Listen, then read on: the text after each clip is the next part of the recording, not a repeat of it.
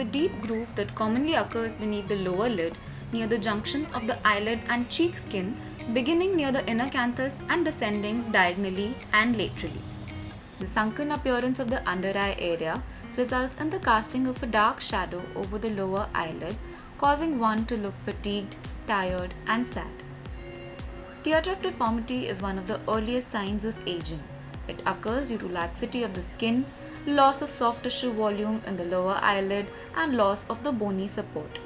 As the patient ages, the globe descends within the orbit and the intraorbital fat is displaced anteriorly. This anterior bulge causes the tear trough to deepen. Additionally, prolapse of the orbital fat may indirectly cause a shadowing over the lower lids. However, it can affect various ages. Genetics, dehydration, lifestyle habits like lack of sleep, smoking, drinking, etc. are some of the contributing factors. Tear trough can be classified into three broad categories. In class 1, the loss of volume is limited medially to the tear trough. In class 2, the lateral orbital area is also involved. And in class 3, there is full depression visible circumferentially at the orbital rim. Injectable fillers is a non-surgical method involving the placement of a naturally occurring substance known as hyaluronic acid into the tissue below the eye. The hollowness of a tear trough can be compared to a valley, which can be raised by filler injections into the depressed area. This instantly and effectively restores the lost volume under the eyes, making the skin fuller and tighter. Conventional techniques involve the injection of a low G' filler into the deeper portions of the tear trough to elevate the depressed areas. Due to the rich vascular supply in this area, complications like bruising, erythema, and swelling are fairly common with these injections. Also, a lower G' filler does not last longer than 9 to 12 months and thus requires frequent touch-ups.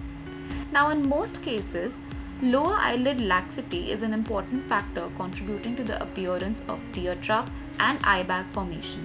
Therefore, it would be more reasonable to treat with indirect technique for lifting and support rather than the direct approach. Here we use an innovative technique to correct the tear trough deformity using the lateral injections with a high G' filler like the Juvederm Voluma.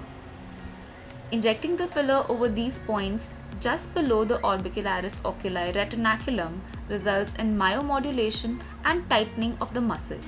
The subsequent lifting of the medial suborbicularis oculi fat reduces the tear trough significantly and leads to a marked improvement in the skin texture underneath. The concept has been explained in detail in our paper published in the Journal of Cosmetic Dermatology. This approach has minimal side effects like bruising, hematoma, and Tyndall effect. Also, lower volume of filler is required and the results are longer lasting. The first point of injection is the deepest point of the lateral orbital rim. We also inject 1 cm inferior and medial to the first point and also at another point at the inferolateral orbital rim midway between the first 2 points. The injections are placed just below the orbicularis oculi retinaculum, causing myomodulation and tightening of the muscle. This helps in not only lifting the tissue but also prevents sagginess. Now, since this patient has a very deep class 3 tear trough, we also went ahead and injected a lower G' filler directly over the medial tear trough area in order to get a longer lasting effect. We can see here the before-after pictures of some other patients that were treated with the lateral injection technique. It is clear that the tear trough area under the eyelids looks fuller and brighter right away, but with a very subtle and natural difference. Full results can take 1 week, lasting up to 18 months or more, depending on the individual's metabolism and lifestyle. After the procedure is done, there may be some redness and slight bruising around the area injected, but it usually improves after 48 hours. There is also no downtime and you can resume your life as usual the moment the treatment is done.